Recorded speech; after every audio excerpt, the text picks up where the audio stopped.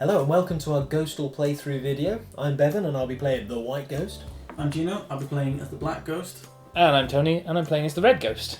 Okay, so you can see we've set up the board already. So the board represents the hotel that we're going to be going into and scaring the people out of. And you can see there's room here for 9 guests. These are the rooms in the hotel that we're going to populate with guests now. You'll also see that we've already divided up all the decks into the scare tactics, spooky favours and terror bonus cards. I'll explain those as we go along. And there's also a few tokens over here. You'll see that some of the artwork on the guest cards is incomplete, it's only a silhouette. That's because one of the pledge levels in the campaign is to get your face into Ghostel. Okay, so the game itself is split into 2 phases each round, a night phase and a day phase. So during the night phase, the ghosts are going to go into the hotel, we're going to scare the people, and then during the day you get the opportunity to buy extra bonuses and the people in the house calm down a little bit. So, at the start of the night phase, everyone starts with 3 dice for the first round, and you roll them, and that determines how scary you are for that night phase. So I've got a total of 8 pips. I've got 5. I've got 12. 12. So for the first round, usually what would happen is your player order is determined by your score. So the higher your score, the further up in the play order you go. Obviously in the first round, none of us have got any points. So to start with, it's the scariest ghost goes first. Like that. Okay, so how it works is that for the first turn of each round, your ghost will appear in one of the hotel rooms. As you appear in that hotel room, you'll lay one of your dice down. Everyone then gets a chance to do the same, and then you can move in the second turn orthogonally, so left, right, up or down. You cannot move diagonally, and you'll repeat the process. You'll lay another die down. We'll continue this until we get to all of your dice out. So that was just an example. So Red gets to go first. I'm going to start by scaring Gino. Excellent. Okay, so on to White. I'm going to start down here because I have a plan, which I will explain as we get further in. Okay. I'm going to join Bevan over at Tony. Okay, so now it's the second turn, so Red gets to move now. Okay, well I'm going to move down to Alicia. So this is a good chance to explain the phobias. So you'll see that the cards that you can get here are the scare tactics, spooky favours and terror bonuses. What Tony's just about to play is a scare tactic card. Some of the guests have a fear of something, they have a phobia of a particular thing. The card that Tony has just moved on to has a fear of dolls. Now, what you can do with your scare tactics in hand is if you have a scare tactic on your card that matches the phobia on the guest card that you've moved to, you can play it, as Tony is just about to do so now. Grab one of the phobia tokens and you put your die on top of that token. That doubles the score on the die. So this die is now worth 6 pips instead of 3. The reason that's important I'll explain in a minute. So that's your turn? Yep. Excellent. Right, I'm going to move to here. Place my 2. I'm going to go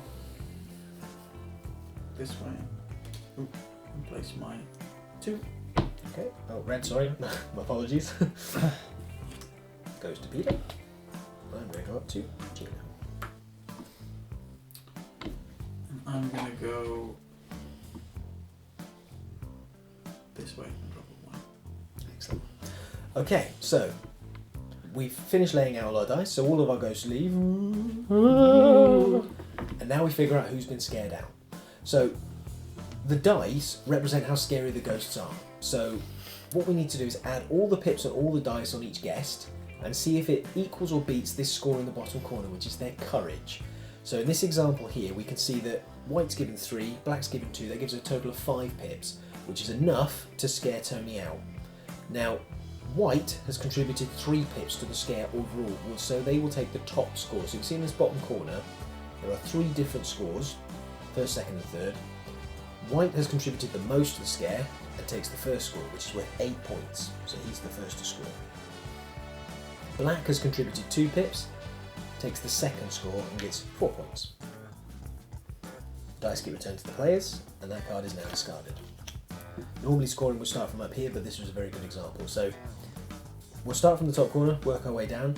Ray here, 1 does not beat 9, so Ray just stays where he is. no dice on Bevan. Go to Gino. There's 8 pips in total. Red has contributed the most, so red gets the top score and scores 8 points. White has contributed as well and takes 4 points.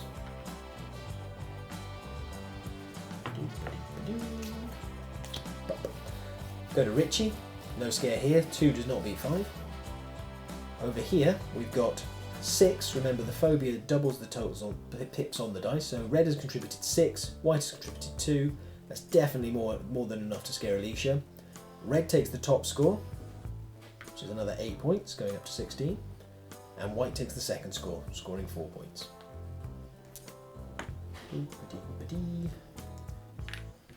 Discarded. And then the last person is Peter. 4 does not beat 14, so that's the end of that. So once all that's been determined, any people left in the house will start to calm down. So we turn the pips on the dice that are remaining down by 1. This represents them, as I said, calming down. The ghosts are gone, so they're not quite as scared. So for Ray, he's only got 1 pip on him anyway, so instead the die is removed. For Richie, it's turned down to 1, and for Peter, this one's turned down to a 3. What this now means is that for the black player here and the red player here, they've got a little bit of a head start in trying to scare them during the next night phase. So it can be a bit of a benefit to plan ahead. So after the kiddies finished its nighttime ministrations here, we move on to the day phase. So during the day phase you get the opportunity to buy these extra cards, so it's now a good time to explain what the other ones do. So scare tactics we've seen help you double the dice as long as you match the phobias. Spooky favours have a variety of different effects, so you've just got to give them a little read. They'll do things like allow you to roll, change your die roll to a 6, to re-roll some of your die, to set up a little ghostly barrier that stops other players getting into a guest's room, and various other effects like that. So you just give them a little read and they'll let you break the rules a little bit down here. The terror bonus dice, the terror bonus cards, allow you to roll extra terror dice. You still only get to keep 3, but it means that you've now got, for example, if I bought this one, I can now roll 4 dice and roll 3 6s, which is an absolutely fantastic result. Obviously I keep the 2. So to buy these cards there's a points value, so it's going to cost you your victory points to actually buy them. And you can't buy more than 2, and you can't buy the same card twice. So I could buy a scare tactic and a spooky favour, but I couldn't buy 2 spooky favours, for example. Phobias only cost, scare tactics only cost 2 points to buy, whereas spooky favours and terror bonuses cost 3 points to buy, and they will be deducted from your score. The next step is then to repopulate the hotel once everyone's bought the cards they want. So we're just going to do an example of that. So I've not actually used any of my cards, so I'm not going to spend any points. It would be white first, because technically white is on top of red and is in the lead. So red would go determine what they want to spend next. I'll take a scare tactics and a terror bonus. Yes. I'm costing 5 points. Yeah. An upgrade to a D8. Upgrade to a D8. So that's fantastic for Tony. So now one of his D6s is now a D8. I'm not going to buy any cards. And not going to buy any cards? Okay, so going into the next round. Oh, sorry. Well, let's refill the hotel first before we go into the next round. So you can see the hotel is going to be a changing landscape and a new puzzle will be there every single round. Now the player order is determined by your score. By going first, you give everyone information about where you're potentially going to be able to move. So it's bad for you to be in the lead in the early game, but better in the later game. You can also see, as I described here, these guys have now got a head start, the red and the black player, on these 2 cards here. Even though they've left dice in the hotel, they still get to roll their full complement of dice. So for Tony, which is the upgraded D8, he still gets to roll 3 dice. Same for Gino. So we start the second night phase. Well, I haven't planned that yet. I'm going to use a card. Okay, so this is a spooky favour. So this is an example of Gino breaking the rules, basically using a card. I've got Spooky Gamble that allows me to re-roll any number of my terror dice. Seeing as I scored a 1 and 1 and a 2, I'm going to re-roll all of them. That's better. Nice. Cool. Okay, so the game would then proceed as normal. So I would be the start player, appear in a room, lay my dice. Just a few extra little bits to just point out here. some of the people have got phobias, some of them have got special powers as well that allow them to do certain things. So Ray, for example, his special power is at the end of the turn, ghosts on this person must discard a phobia or favour card, which we are updating to scare tactics and spooky favours. These are extra little bits of flavour that just mean that there's a bit more interesting interactions going on down here. For Peter, it's a ghost entering this room cannot move out of it. So once you're stuck in Peter's room, you're just stuck there placing dice. You can't move to other parts of the house. You'll also notice that players with a lower courage score tend to give fewer points, whereas Peter over here, who's got a high courage of 14, he gives you massive scores of 18, 9 and 5. Obviously with a card like this, you're going to need to team up with the other ghosts to try and take him down. However, any agreements you make during the course of the game, you don't have to stick to them. So if you decide to go in a completely different direction and just screw someone over, that's entirely up to you. I think that's covered everything. I think we've pretty much got the whole game. So should we play it another round? Let's do it. Let's do it. Cool, right, so I'm going to have a quick read of these. Excellent. Right, so I've got to place first. Now my dice aren't stellar, and by going first, I'm in a bit of a tricky position. So I'm going to try and hedge my bets and hope that the guys are going in the directions I think they're going. So I'm going to take a gamble. Okay.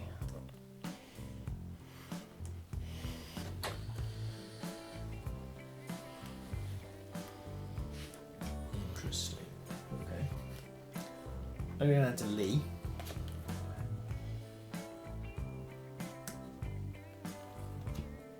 I picked up the wrong guy. Also wear glasses. I think I will pop over here and help you out with that one. Fantastic. Phew. I'm going to leave you guys in the dirt, and I'm going to go that way. Take out Richie for myself.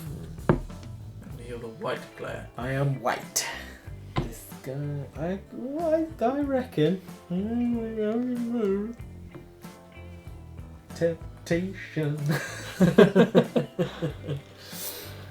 Okay, well, it does seem too good to pass up. I'm going to use a Scare Tactics card. Have the clown on it. I've got on Tyler, who's afraid of You're clowns. stealing my top points! Really You haven't noticed. Fantastic. Oh, yeah, move my ghost. And move your ghost. Okay, so everyone's placed all their dice. So you can see during that round, that's a classic example of where, by guessing and second guessing where other players are going, Gino has now stolen points from Red, which is fantastic. And unfortunately, I think we may have made a boo-boo over here. Yeah, I think we've miscounted. So, but I managed to guess where he was going, so yay me, I guess. Okay, so we're going to score this one up quickly then. So Black over here just has got 5 pips altogether, beats the 5, scores 8 points. We go over to Gemma. White scores the top score because they've got the most pips, getting 8 points, and 4 points for Black. Gemma. Very well played over here. Black takes top score of 8 points, whilst Red gets 5. 4, sorry. I do apologise. Oh dear, what's going on, Red? What's going on? We move on to Lee. So Red takes top score of 8 points. And White takes second score of 4 points. Okay. And we've made a serious miscalculation down here. So all of these pips will now get, all of these dice, because that's the last set, will get turned down by 1. Although Red has now got a massive head start. It also means that Red's D8 is locked. So they'll still get to roll their his full complement of D6s, but it's only going to be 3. Okay, so should we do another round, or should we end it there? Let's go. Carry on. Let's do it. Cool. Right. So, we'll buying stuff first. So White is in the lead, so I get to buy things. I still haven't used my cards. However, my dice were terrible, so I'm going to spend 3 points. 1, 2, 3. Buy myself a Terra bonus, which gives me an upgrade to D8. Nice. I'm next, so I'm going to buy a Scare Tactics and a Terra bonus of 5 points. So that's Black. Goes down 5 points from 24 to 19. Gives me an extra. And I'm going to take just the terror bonus this time, I think. Which gives me an extra terror die. Excellent. So now we repopulate the hotel again. It's the ever-changing puzzle. Okay, cool. Right, so roll them. Well, Oh, right. which one of those 5 shall I not keep? Dang it. Okay. No, that's fine. That's fine. Okay, unfortunately I'm still in the lead. I don't know how I'm doing this because my dice have not been great. So let's see how this pans out again. Well, I think it's in Red's best interest to take Pete. So I'm just going to reverse psychology him. Okay. And then I might scare myself because that's meta. That's seriously meta. So I'm going to do that. Well, I'm going to head over to Jess. I'm going to play another Scare Tactics card. This time with a phobia of spiders. To make sure that Jess is suitably terrified. Okay. Wow. You really want to scare Jess.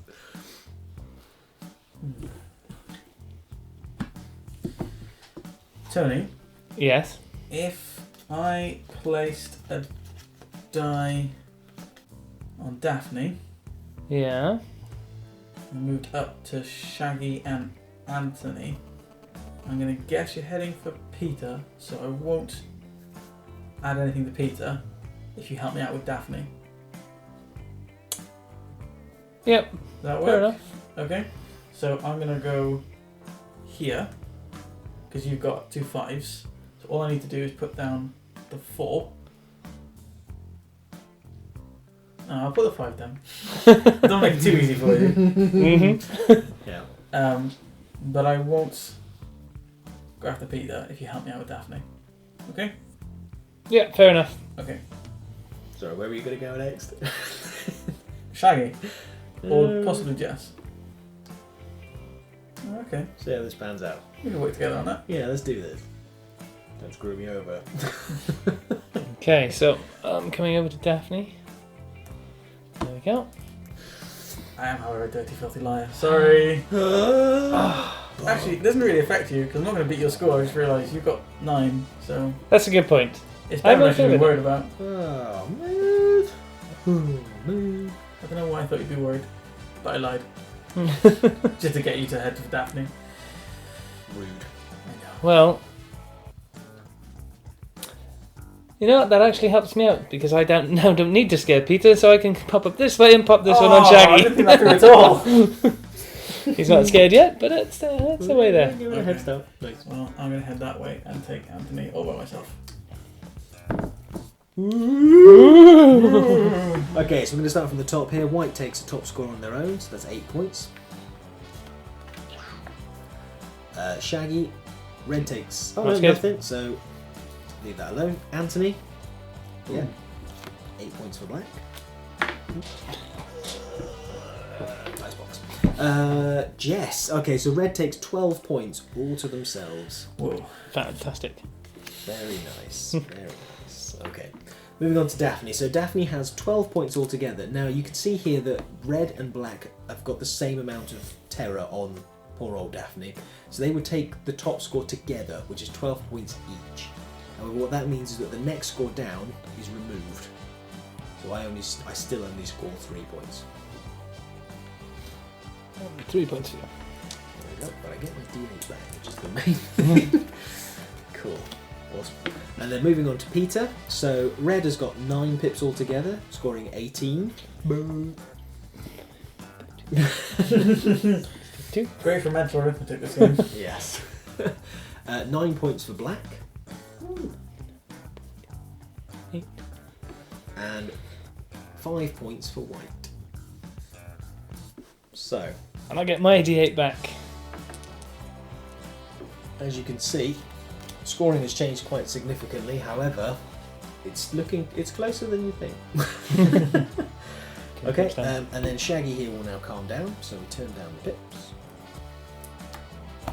Okay, so now you can see how Ghostel plays out. The game ends when there are not enough guests to refill the hotel. The game's got a playing length of about 45 minutes, although we have found that for the first couple of games it tends to be about 60 minutes. There are rules for 2 players, a 2-player variant, and 3 and 4 players is just this standard setup that we've just played here. So I hope you've enjoyed watching our little video, and I hope it gives you a good idea of how Ghostel plays out as a light to medium strategy game, suitable for the whole family. Okay, thank you.